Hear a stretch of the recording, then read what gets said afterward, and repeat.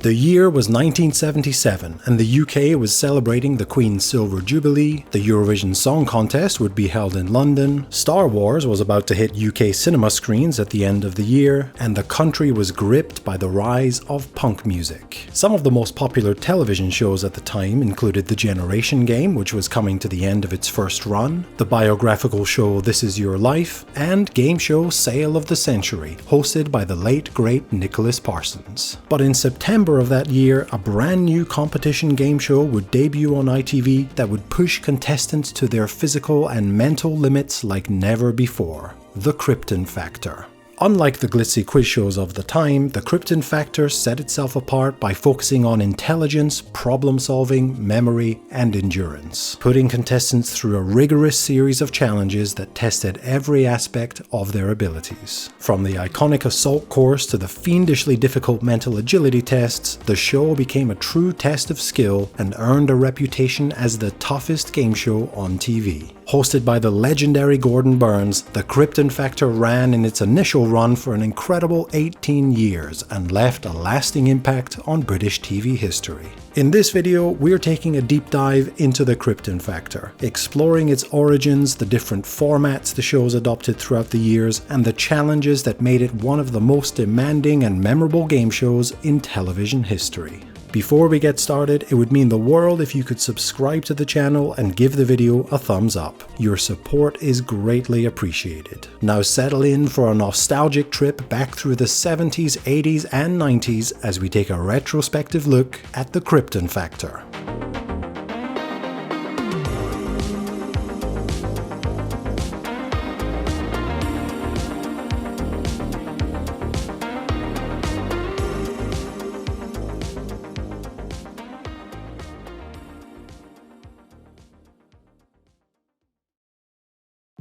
The Krypton Factor was the brainchild of television producer Jeremy Fox, who at the time was a rising figure within Granada Television. Having started his career in news, Fox was eager to move into entertainment, and his ambition led him to develop a new kind of quiz show, one that tested not just general knowledge but also mental agility, intelligence, observation skills, and physical endurance, something that would make it stand out from traditional game shows and match Granada's long-standing reputation for producing high-quality, respected programming. And so the Krypton Factor was to be not just a game show, but a test to find the ultimate superperson. For the pilot episode, Fox was able to secure respected broadcaster Mike Scott as host. Scott, a veteran political journalist, was an unusual but inspired choice, and the pilot's success led to the show being commissioned for a full series. However, after filming the pilot, Scott reconsidered his involvement in the show after becoming concerned that hosting a game show would undermine his credibility as a serious journalist. His decision left the production team scrambling to find a replacement as they quickly approached the recording of the first full series. Fox had developed a close friendship with fellow Granada journalist Gordon Burns and initially sought his advice on potential replacements for host of the Krypton Factor. Burns suggested several high-profile broadcasters, but one by one they either declined or were unavailable. And so, as the deadline loomed, Fox decided to ask Burns himself to step into the role. Burns, like Scott, was a respected journalist with a background in political reporting, and his initial reaction was one of reluctance, fearing as Scott did that becoming a quiz show host could perhaps pigeonhole him and his career. However, despite his reservations, Burns was eventually persuaded, admitting that he quite liked the idea of the show, that it was different from any other TV quiz show at the time, and that it would only be a short-term commitment for 1 year. In hindsight, it was the perfect decision, as Burns would go on to become synonymous with the Krypton Factor, staying with the show for its entire original run and becoming one of British television's most iconic quizmasters.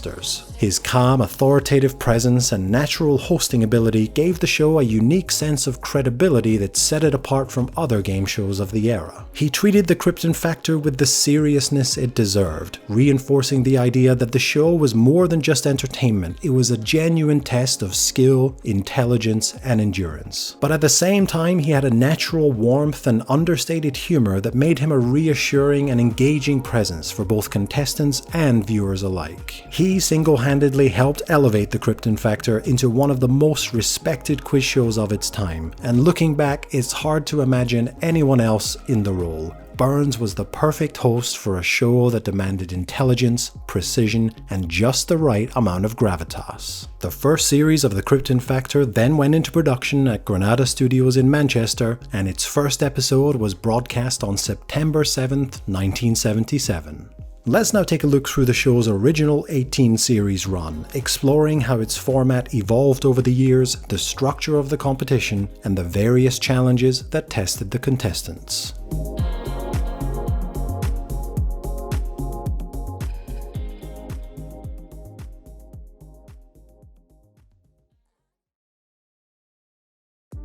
Let's start right at the beginning with the first series of the Krypton Factor, which was broadcast on Wednesdays from September to November of 1977, running for a total of 11 episodes. The structure of each series changed a few times during the show's run, but in this first series, the first 8 episodes were the heats, where each episode saw 4 contestants battle it out for a place in one of 2 semi-finals. And from these semi-finals, the 2 highest scoring contestants would then go through to the grand final, where the United Kingdom's Super Person of the Year 1977 would be crowned. The first round of each episode was the intelligence round, where contestants were given a 2- or 3-dimensional puzzle to solve. These were things like assembling blocks to create a letter of the alphabet, listening to a series of numbers and then repeating them backwards, or identifying which pairs of shapes are different and which are the same. 10, 6, 4, and 2 points were awarded based on the order in which they completed the test. It was said that some of these intelligence tests took the contestants hours to solve and was the only part of the show that some contestants really panicked about. The show, however, liked to let them finish, and so an edited version of their attempt was broadcast on the episode in order to keep to the episode's runtime. As a viewer, I think a lot of these didn't really seem that difficult, but perhaps the pressure of the situation got the better of some of the contestants. The next round was a test of physical ability, as contestants were tasked with completing an army assault course. This was a pre-recorded segment filmed at the British Army Rifle Range Training Course at Holcombe Moor in Bury, Greater Manchester. The obstacles were your typical assault course stages, things like rope swings, climbing over or under or through things, water jumps, etc. And contestants would have staggered start positions based on age and gender to make it as fair as possible. Just watching this, it's obvious how dangerous some of the obstacles were, and the show certainly had its fair share of injuries to contestants. Again, 10, 6, 4, and 2 points for first, second, third, and fourth place. Next is a round called Personality that would only feature in this first series. Prior to the show, contestants had been given a subject on which they had to write a 30-second script. These were things like writing a funny speech, a letter of complaint, or an advertisement for a travel destination. They were then given one chance to record themselves reading this script to camera, which we were shown in the studio.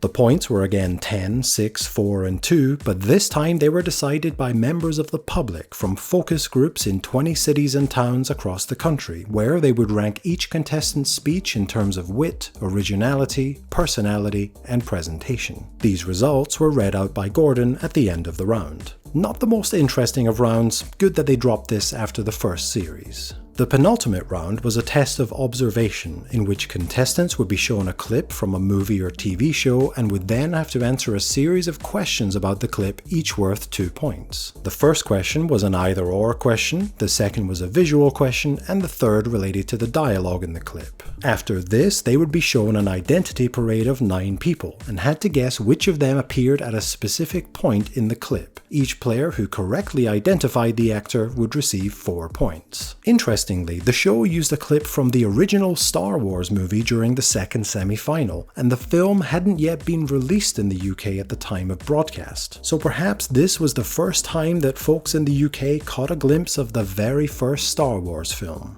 The last round was general knowledge, a quick-fire round of questions with 1 point awarded for a correct answer and 1 point deducted for an incorrect answer. This round was quite clever in that the answer to one question would be somehow connected to the next question, so if contestants were able to keep track of this, they could gain an advantage in being able to guess where the next question was going before Gordon finished reading it. For example, in one episode, the answer to a question was Marco Polo, and the next question was related to the sport polo. At the end of the time, the contestant with the most points would go through to the next round, with the exception of the 2 semi-finals where the top 2 scoring contestants would make it through to the grand final. The first series came to an end on November 16, 1977, and the winner, crowned the United Kingdom's Superperson of the Year, was Harry Evans. I wasn't able to find any footage of this grand final, but here's Harry from his first appearance in Heat 4. The show's first series had proved to be a huge success and was subsequently commissioned for a second series the following year.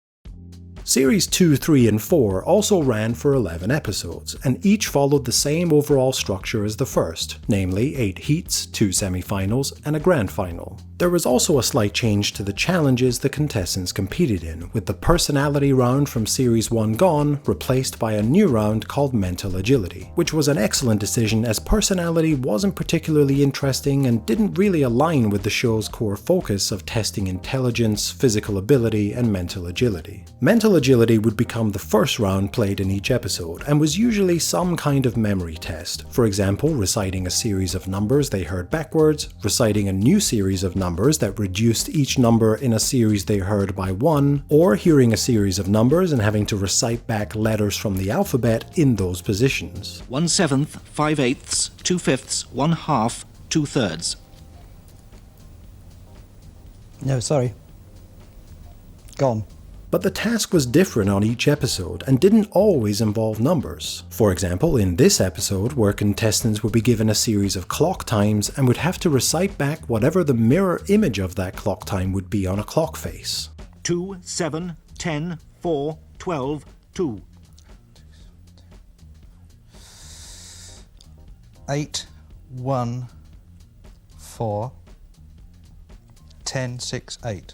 Yes. This round was always a fun test of each contestant's mental abilities, and was quite fun to play along at home. Physical ability remained the second game on each episode, with the assault course changing slightly from series to series. For example, Series 2 introduced this high drop at the end of the course, which actually led to a few injured contestants, including contestant Diane on the first episode of Series 2, who actually broke her arm on this fall. With the personality round gone, intelligence became the third round on each episode, followed by observation and general knowledge. These rounds played the same as before, except now in the general knowledge round, there were 2 points awarded for a correct answer and 2 points deducted for an incorrect answer, making this round a lot more pivotal. Series 2 was won by Olympic athlete Ken Wilmshurst, making him the 1978 Superperson of the Year, and Series 3 and 4 were won by Peter Richardson and Philip Bradley respectively, although I haven't been able to find footage of those grand finals. Between Series 2 and 3 there was the first of many special episodes of the Krypton Factor that lay out with the regular series. This first special, broadcast on December 29, 1978, featured 4 people who could already be considered super people. Robin Knox Johnson, the first solo yachtsman to sail around the world non-stop,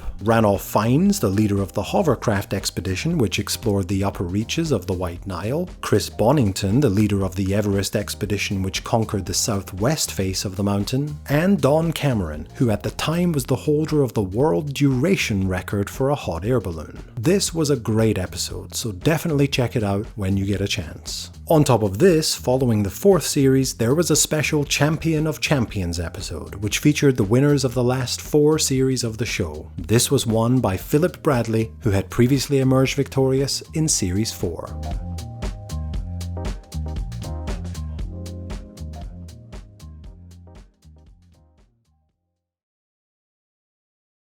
The next 7 series, 5 to 11, saw the show extended to 17 episodes per series, undoubtedly due to its immense popularity, as the show was regularly pulling in millions of viewers. With a longer series, there was room to develop a new overall structure to the competition, and there were 2 distinct formats that were employed in this era of the show. From 1981 to 85, there were now a total of 12 heats, with the winners alongside the 4 highest scoring runners-up going through to the 4 semi-finals, where the winners of these would then go on to the grand final. Then, for Series 10 and 11 in 1986 and 87, the series divided the contestants into 4 groups, A, B, C, and D. Each group consisted of 3 heats and a group final, with the winners of each heat going through to the group final alongside the highest scoring runner-up. The winners of these group finals would then book their place in the grand final at the end of the series. This era also saw the show go through a number of cosmetic changes. The episodes were now being recorded in front of a live studio audience, no doubt adding to the pressure on the contestants. And the overall set started to take shape, looking much better than some of the early series, including Gordon now taking his place behind the famous Krypton Factor desk each week. On top of this, the show went through a few different theme songs before eventually arriving at the theme song most associated with the show that we all know and love.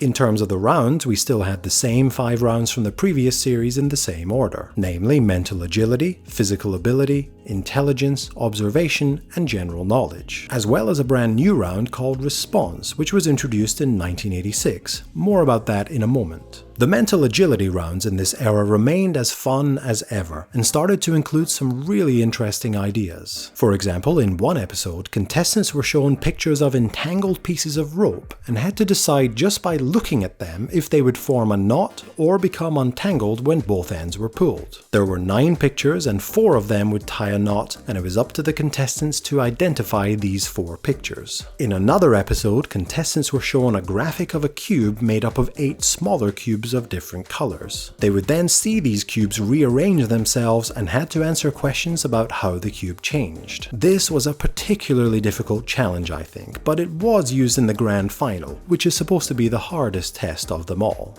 Which cube is below the cube that is above where the brown one was?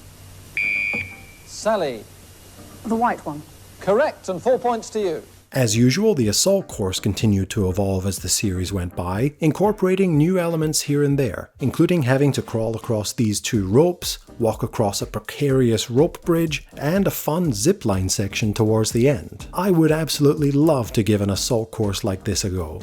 The intelligence rounds started to incorporate some pretty neat ideas too. For example, in one episode, each contestant had a clear perspex frame and a number of multicolored shapes, and had to place these shapes into the frame in such a way to form a stylized Krypton credit card. After completing this, they then had to rearrange the numbers at the bottom so that the sum of each set of 3 numbers, reading left to right, totaled 15. In another episode, contestants were each given a frame which contained 5 conveyor belts, and had to use the 7 drive belts to link the conveyor wheels together, and if done correctly, turning the drive wheel should set the conveyor system in motion. With this assembled, they then had to place the 7 blocks, each containing a letter from the word Krypton, on the conveyor belt and bring them to the bottom in order to spell out the word Krypton. Not an easy task, this one, and it definitely felt like these intelligence rounds seemed to be getting more convoluted and complicated, but that was the nature of this show, a real test of the contestants' problem solving and mental abilities. The observation rounds largely remained the same until they went through a change in Series 10. Rather than watching one clip and answering questions about it, the contestants were now shown 2 different takes of a specially shot drama scene and had to identify 5 differences between the 2 takes. A good change this to keep the round fresh, and this was one of the Krypton Factor's strengths. Although the rounds were the same each week, the challenges contained within were always different. I don't think the show would have been anywhere near as popular if the contestants were doing the same tasks every week.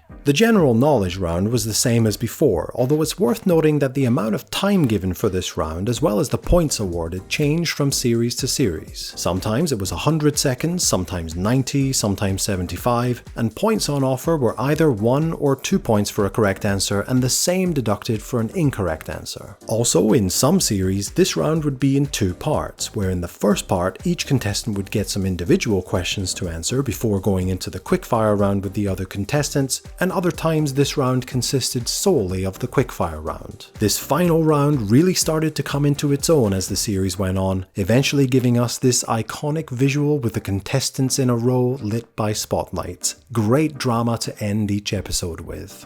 Veronica, muleta, and corrida are terms used. Charlie. Bullfighting. Correct. What's the opposite of a...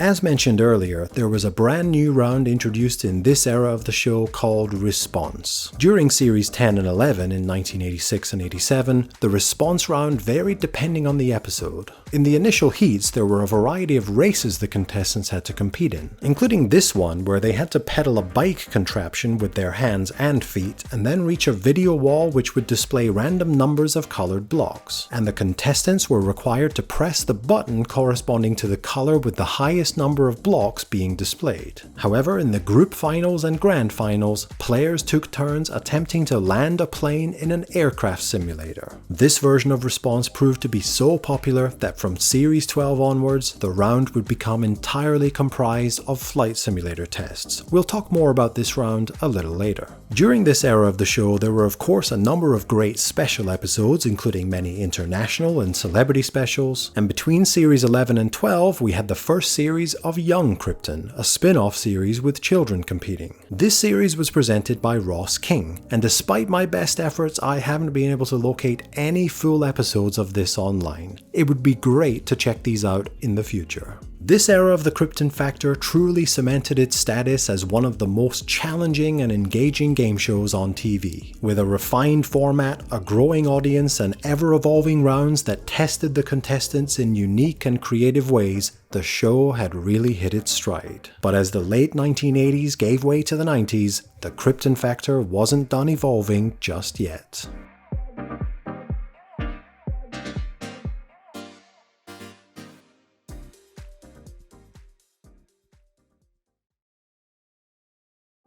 As the Krypton Factor entered its 12th consecutive year, the total number of episodes per series was decreased to 13, meaning a new format was needed. So for these series, rather than there being 4 groups, there were now 3, again with 3 heats and the group finals, which would decide 3 people to go forward to the grand final. The other place would be given to the highest scoring runner-up from the group final stage. Not a huge change to the overall format really, and I like that they kept it as close to the previous format as possible so as not to confuse viewers with something completely different. For the first mental agility round, there had been a few different versions in previous series, including a knockout format where contestants competed at the same time and would be eliminated for a wrong answer, and the speed test format where contestants would compete individually to answer as many questions as possible. However, from Series 12 onwards, the mental agility round consisted entirely of speed tests, where contestants would have 40 seconds to answer as many questions correctly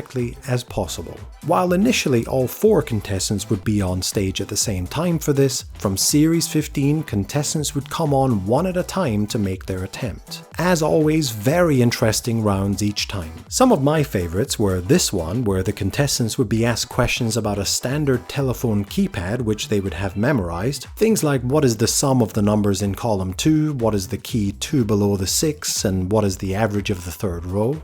Sum of the row with a 5. 15. Key between hash and 6. 8.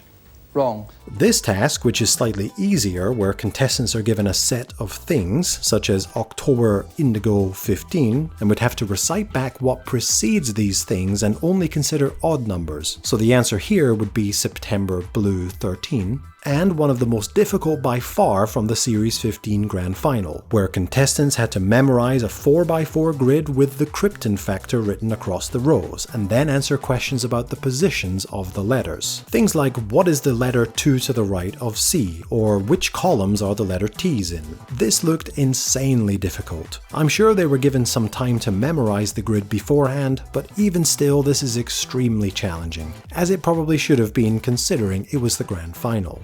As mentioned before, the response rounds were now always flight simulator tests, but now there were a variety of different types of challenge for this, including landing a jet, landing a helicopter on an aircraft carrier, landing Concorde, and the 1989 Grand Final where contestants used a space shuttle simulator in California. I wasn't able to find any footage of this, but that must have been a great experience. In Series 12, the observation round was the same as before, where contestants would see 2 takes from the same clip and would have to identify differences between them, but for Series 13 and 14, contestants would now be shown just 1 clip and would have to identify some deliberate inherent continuity errors contained within them, such as objects disappearing or dialogue mistakes. Interestingly, the scenes used in Series 13 actually featured Steve Coogan in some of his earliest television appearances, and some of these scenes are absolutely hilarious.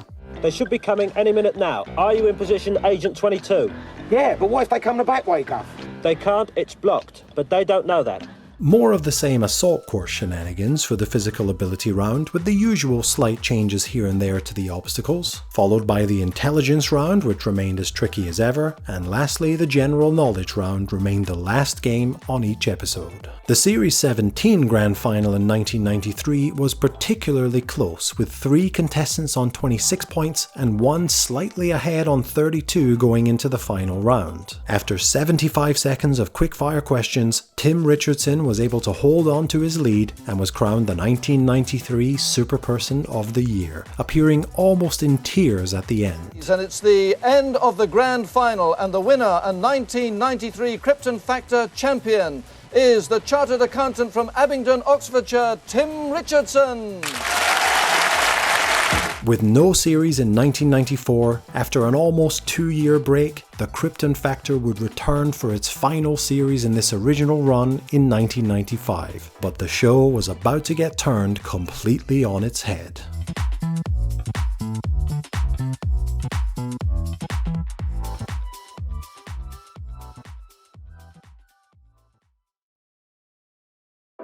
The last series of the original run broadcast its first episode on August 28, 1995, and for this series the show underwent a massive overhaul, and unfortunately not for the better. Firstly, Gordon is now joined by co-host Penny Smith, and while she's a good television presenter and host, this show just didn't need it. The Krypton Factor had run for 17 series with Gordon Burns as host, and adding a co-host was simply unnecessary. Before we get into this, I just have to say it. This final series was a complete disaster, and in the years since, Gordon Burns himself has revealed exactly what happened. The new entertainment bosses in charge of the show had decided that the show needed a revamp. They wanted to appeal to a younger audience, and with the popularity of Gladiators, which had debuted a few years prior, they wanted the Krypton Factor to be gladiators with brains. To that end, the intelligence round was gone, something many viewed as a dumbing down of the show. The 5 traditional rounds were all compressed into the first half of the show, and the total points they received from these rounds would then be used to give them advantages in the new final round, the Super Round, but we'll get to that madness soon.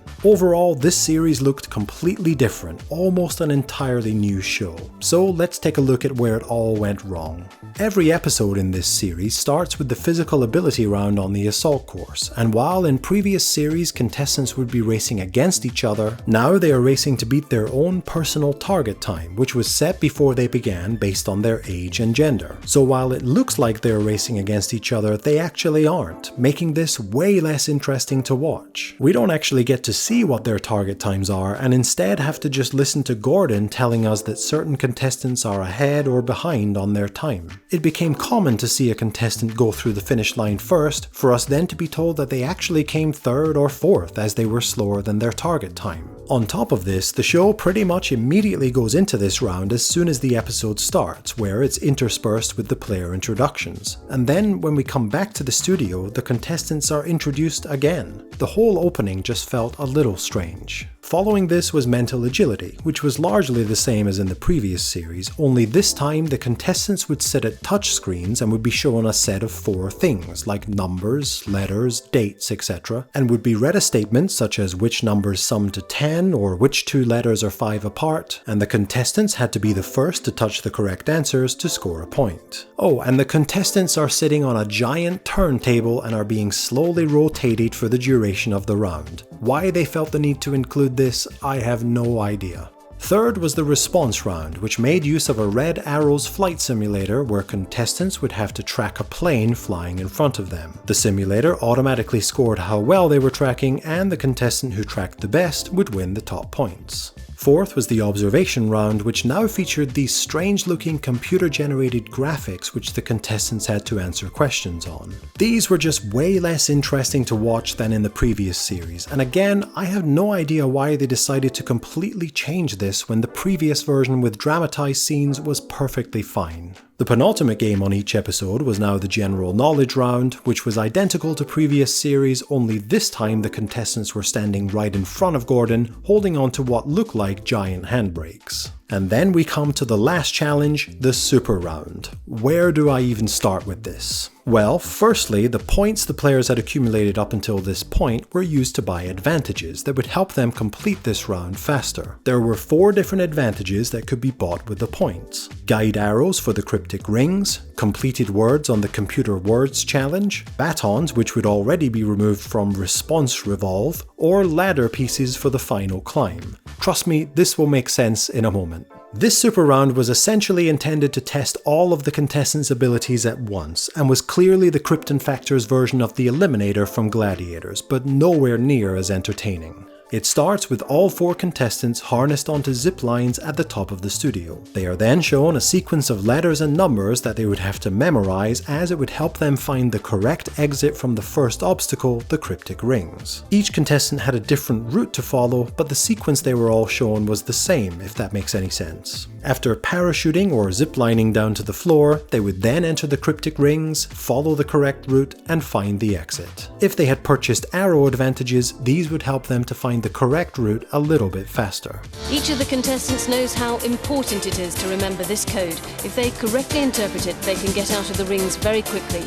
Next was the computer code challenge, where they would be presented with words they would have to reproduce with the keyboard. But the catch was that the letters on the keyboard didn't correspond to the letters they should. Instead, there was a rule the contestants had to figure out. For example, in one episode, pressing a letter would type the letter preceding that in the alphabet. Or in the grand final, where the consonants were correct, but the vowels were typed using numbers. Advantages purchased for this game would reduce the number of words they had to complete. After cracking the code and typing in all 4 words, contestants then had to cross a path of laser beams, where breaking a beam would incur a time penalty. After this, contestants entered the giant rotating cylinder called Response Resolve, where they had to collect batons of their color from their holds, but the batons could only be removed when the light next to them flashed. The purchased advantages for this would reduce the number of batons they had to remove. After removing all of their batons and placing them in their pedestal, it was on to the final climb, which was called Krypton Mountain. Starting at the bottom, contestants first had to build a 4-piece ladder, which would be made easier if they had bought more ladder pieces with their points, ascend the ladder, and then make the final climb to the top of the mountain to grab the letter K at the top corresponding to their color to complete the race.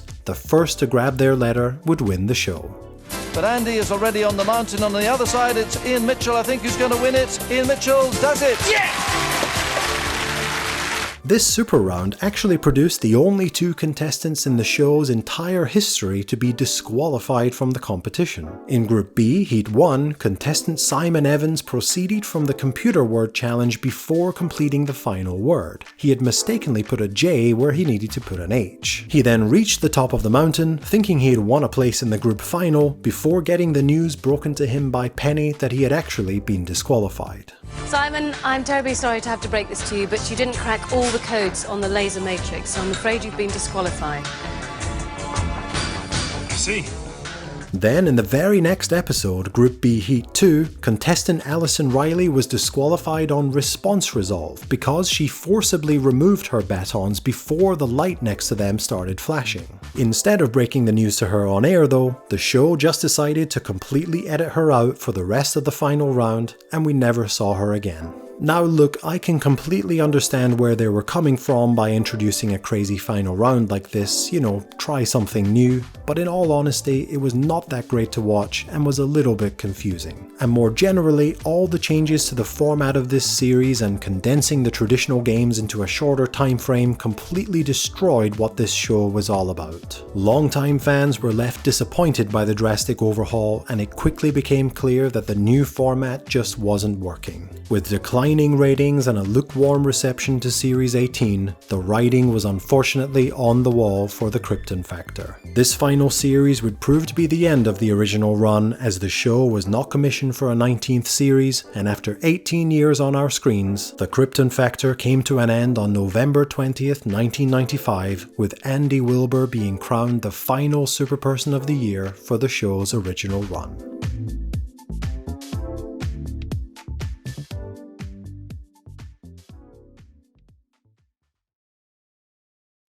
After the show's cancellation in 1995, there were constant rumors of a revival. In 2005, it was reported that the show could potentially make a comeback after Wayne Garvey, the head of the BBC's entertainment group and the last producer on the Krypton Factor, said that the show was the next TV gem that should be revived. In actual fact, this was a misunderstanding and there were no plans at that time to revive the series. Then, in 2008, it was reported that ITV was in talks to commission a new series of the show, and this time the rumors turned out to be true. The new series was hosted by Ben Shepherd and would debut on New Year's Day 2009.